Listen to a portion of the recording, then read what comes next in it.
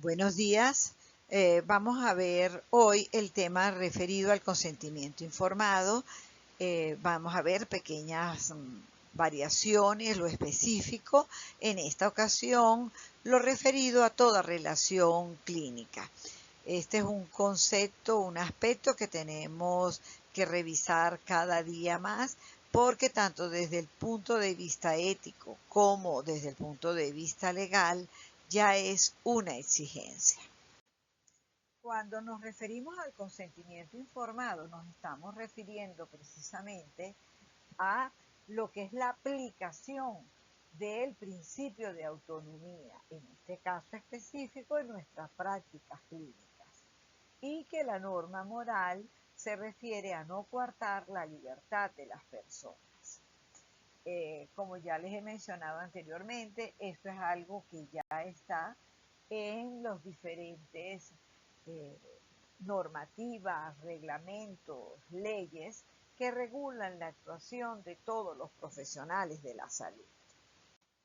Ahora bien, para hablar de un principio de autonomía, para hablar de un consentimiento informado, lo primero que tenemos que considerar es que esto lo va a realizar es una persona, la cual tiene una serie de características que la hacen un ser totalmente inteligente, racional, libre, poseedor de una total dignidad.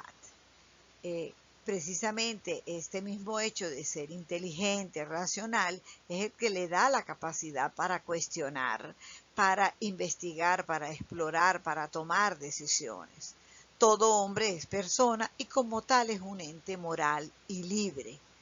Y sale aquí la definición que nos presenta Kant cuando refiere que el hombre es un fin en sí mismo, no un medio para uso de otros individuos, lo que lo convertiría en una cosa. Por eso es que nosotros no podemos ver a la persona y pretender que podemos tomar decisiones en lo que se hace, en lo que atañe a su cuerpo.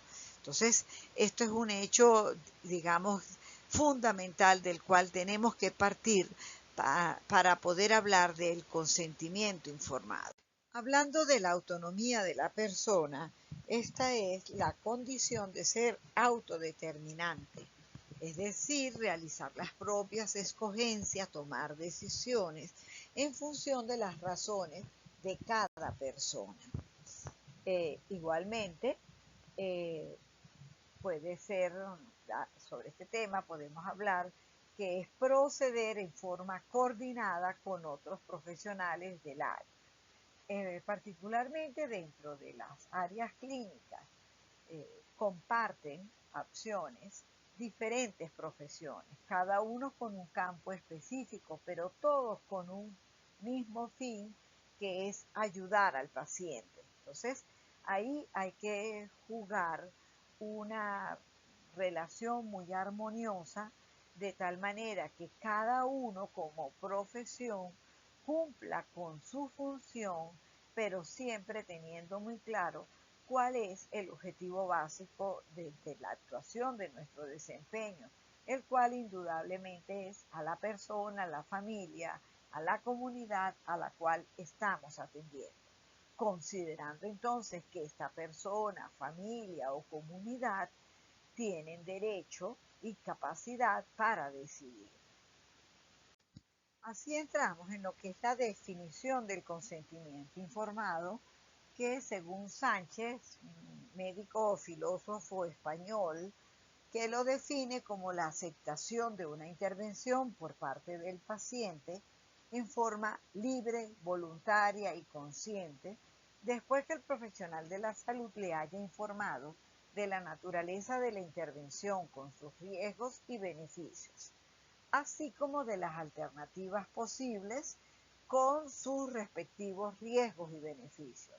Fíjense que estamos aquí resaltando precisamente los términos libre, voluntario, consciente, informado, intervención alternativa. Cuidando estos elementos, entonces es que podemos decir que realmente estamos practicando un consentimiento informado. Vamos a iniciar por referirnos a las bases conceptuales. Fíjense que ellas tienen su asidero desde el punto de vista filosófico, religioso y legal. En el punto de vista filosófico tenemos mandatos como ayudar o por lo menos no hacer daño, buscar el mayor bien para el mayor número de personas y algo muy importante que es el respeto a estas. Desde el punto de vista religioso, digamos que está inspirado, soportado en principios como la santidad de la vida, no interferir en la vida del otro sin su consentimiento. Y desde el punto de vista legal, es porque estamos obligados a reparar cualquier daño, a valorar el respeto a las personas con su autodeterminación, privacidad y confidencialidad. Para hablar del consentimiento informado tenemos que entonces hacer una ubicación desde el punto de vista histórico. Esto es algo relativamente reciente, digamos, los primeros casos legales a nivel mundial se dieron a mediados del siglo pasado, cuando ya se reconocían los derechos de la persona, en donde se reconoce el derecho a todos a estar informados y a la diversidad de creencias, culturas, pareceres entre las personas. Luego, esto viene a representar una nueva forma de entender la relación entre los profesionales de la salud, los pacientes, familias y comunidades, y el reconocer que es este paciente, la familia o la comunidad quien tiene el derecho a decidir, bien sea aceptando o rechazando cualquier acción de tipo médica o de cualquier otro profesional de la salud. Anteriormente, antes de mediados del siglo pasado, eso no era así. La relación típica entre, y ni siquiera hablábamos de profesionales de la salud, era el médico y el paciente, era una relación muy vertical. Es la relación conocida como paternalista, en donde las decisiones dependían fundamentalmente del criterio médico. Se consideraba que éste buscaba por todos los medios ayudar, recomendar las acciones que eran, digamos, las recomendadas para la persona. Luego se esperaba del paciente, era una aceptación, sumisión, y por eso es que viene el nombre del modelo paternalista, una relación totalmente vertical. Al paciente se le exigía obediencia y confianza en el médico. Era casi que motivo de ofensa pedir una explicación. Y se pensaba, esto estaba amparado en un principio de beneficencia, en donde el hecho de que el médico buscara el bien de la otra persona, ya eso era suficiente garantía como para que la persona confiara en él, sin considerar en ningún momento lo que la persona pudiese pensar o diferir de cualquier acción. En la actualidad esto ha cambiado todavía, quizás cuando nosotros vemos cómo es la práctica usual, cotidiana que vemos en nuestros centros asistenciales, todavía impera un modelo, y más en países latinoamericanos, un modelo todavía con muchos rasgos de este paternalismo. Pero esto ha ido cambiando y tendrá que seguir cambiando, en donde ya se reconoce el derecho del paciente a ser el que toma las decisiones. Ya el modelo entonces no está inspirado en el estilo paternalista, sino que ahora se le llama autonomista, en donde precisamente el paciente ejerce su autonomía, y es este tipo de relación el que va a marcar el estilo de comunicación que se dé entre el profesional de salud y el paciente o la familia y comunidad. El paciente es el que toma sus decisiones y él tiene toda la posibilidad de buscar la información donde sea. Entonces, antes al contrario, se recomienda que se sea lo más claro, lo más transparente, y que de verdad se le permita al paciente opinar, porque él puede buscar otras opiniones, puede consultar donde sea, y más bien si él encuentra cualquier disparidad, eso más bien puede entorpecer esa relación y lo necesario de que haya confianza, respeto entre ambas partes. Toda esta, digamos, lo llamamos, él es todo un proceso, el consentimiento informado.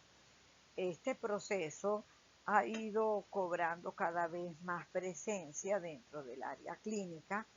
Eh, el, el primer caso en Estados Unidos que, digamos, sentó alguna ya jurisprudencia, un precedente para el resto del mundo, al menos hablando aquí de América, porque también se habían dado otros casos casi en simultáneo en Europa. Pero es en el año 57, 1957, cuando un médico es sancionado por considerar el juez que él no había actuado de la manera como se esperaba que debía hacerlo con su paciente, informándole de los riesgos. Y este quedó como consecuencia, como secuelas de un estudio diagnóstico de tipo neurológico con graves secuelas. El señor alegó, y por eso hizo la demanda, que de él haber sabido que tenía algún riesgo, él no se hubiese hecho el examen porque él estaba mejor antes que como él quedó después del estudio. Entonces, eso fue, digamos, un punto de quiebre muy importante para lo que ha sido el desarrollo de todo el proceso del consentimiento informado. Ya para el año 76, la Asamblea Parlamentaria del Consejo de Europa yo lo había definido, establecido, y lo había definido como un derecho a la información de todo paciente, como algo fundamental. Para los años 80 ya estaba presente en las legislaciones nacionales e internacionales la obligatoriedad del consentimiento informado. Aquí en Venezuela ya lo tenemos en las diferentes leyes de ejercicio, códigos deontológicos, en la misma Constitución, en diferentes leyes, inclusive está lo específico con respecto a la LOCNA. Entonces, ya esto no es algo que un grupo pretende ser más papista, no, ya esto es algo que inclusive puede traer serias consecuencias si no es considerado, aplicado de una manera, digamos, constante en toda relación profesional de la salud paciente. Ahora, aquí es importante que revisemos las condiciones que se deben cumplir para poder decir que se ha realizado de verdad un consentimiento informado con el paciente. Fíjense, son 4 condiciones, tenganlas presentes porque eso uno lo puede usar inclusive como un check-out para ver si de verdad está cumpliendo con todo esto. El paciente debe disponer de suficiente información.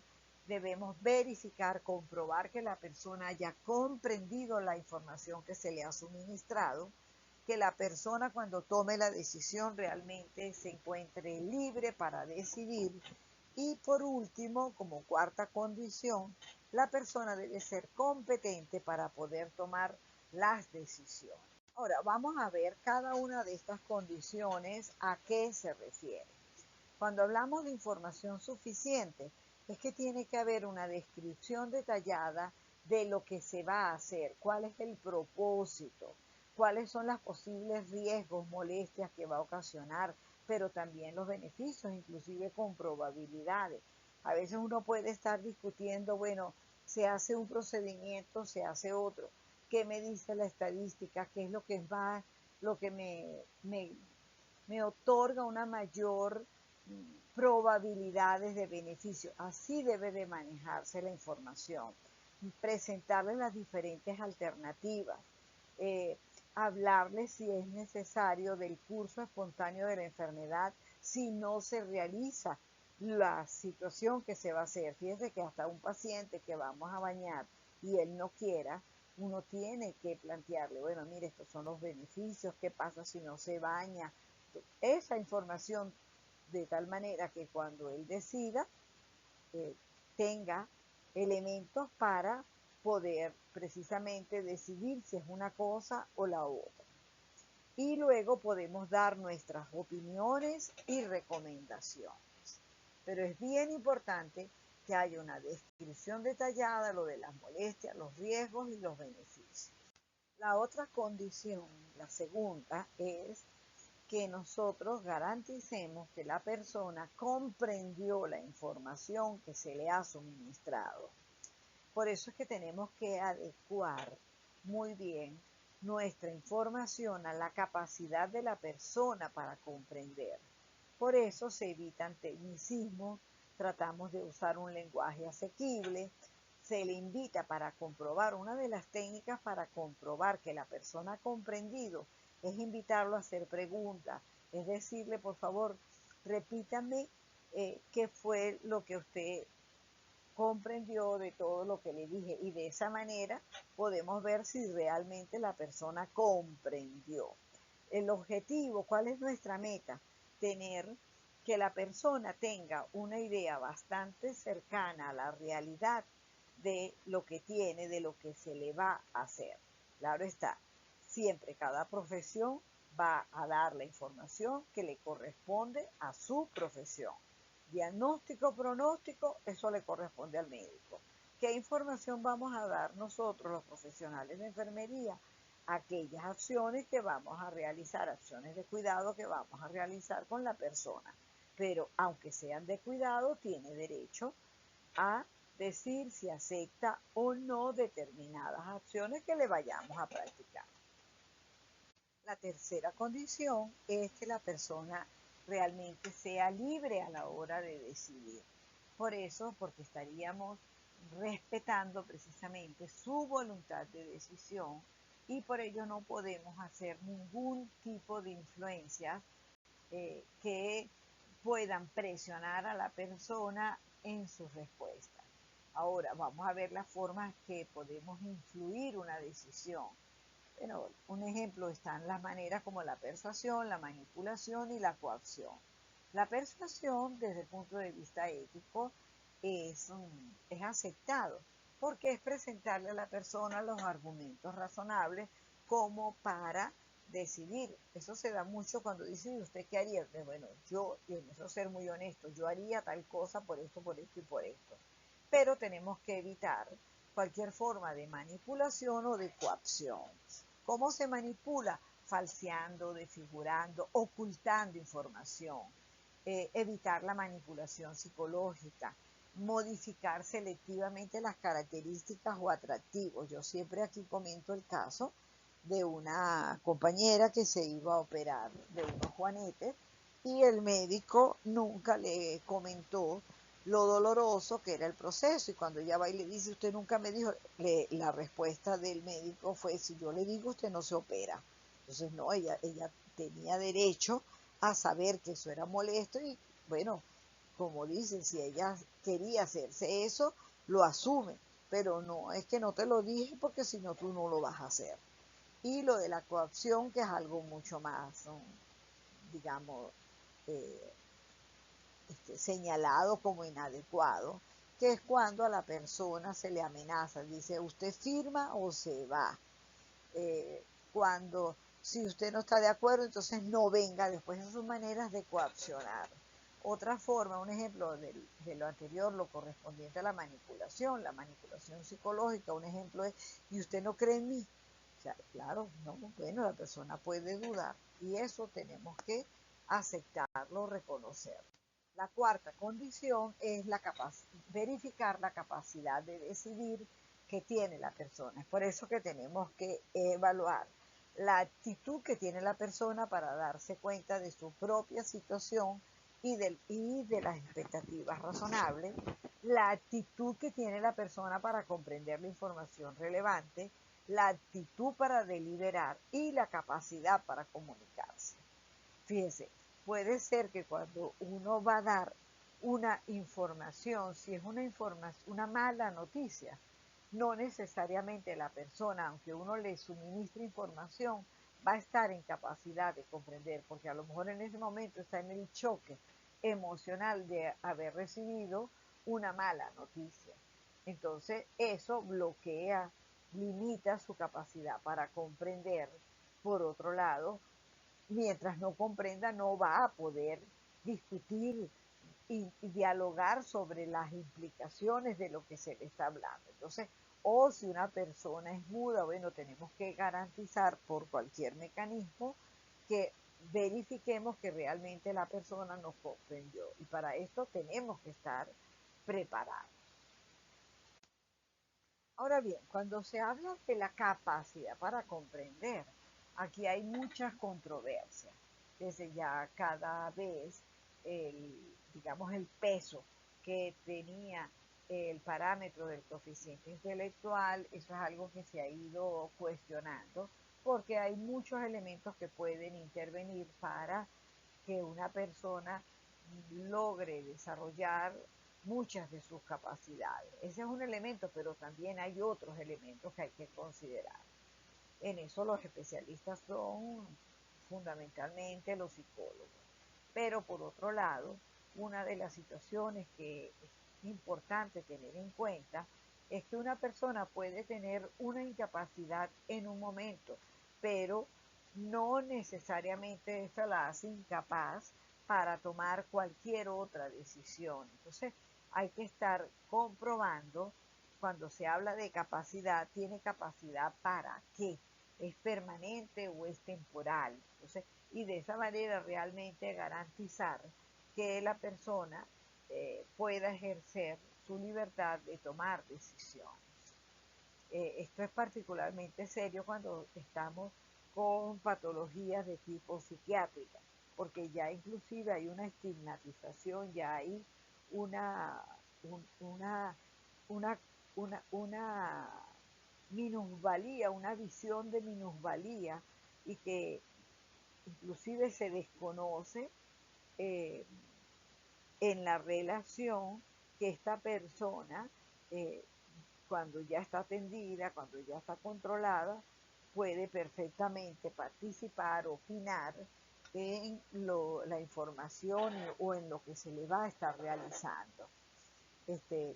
También hay que manejar que esta capacidad de alguna manera puede estar afectada por los niveles de conciencia a consecuencia de algunas enfermedades, y por otro lado por la condición, hasta donde una persona realmente está consciente de por lo que está pasando, que es lo que se denomina la introspección. Seguimos con todas estas controversias y recordar que en algunas ocasiones la capacidad puede estar disminuida o alterada, pero digamos que saber que esta no es una condición permanente.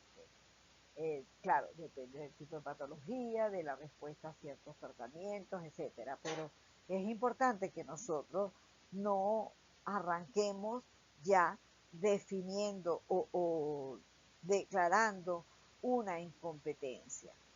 Eh, por otro lado, la persona quizás no puede tomar algún tipo de decisiones, pero eso no lo inhabilita para otro tipo de decisiones.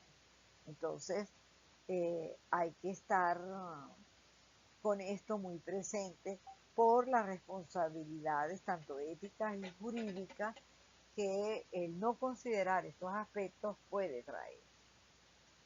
Este es un modelo esquemático que hizo Marta Castabella con respecto a lo que es el consentimiento informado. Fíjense que este es un resumen de lo que hemos hablado, ¿ok?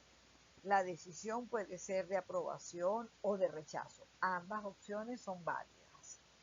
Y que esa decisión va a venir como un ejercicio de voluntariedad, resultado de la deliberación luego de haber recibido una información suficiente, comprensible y comprendida.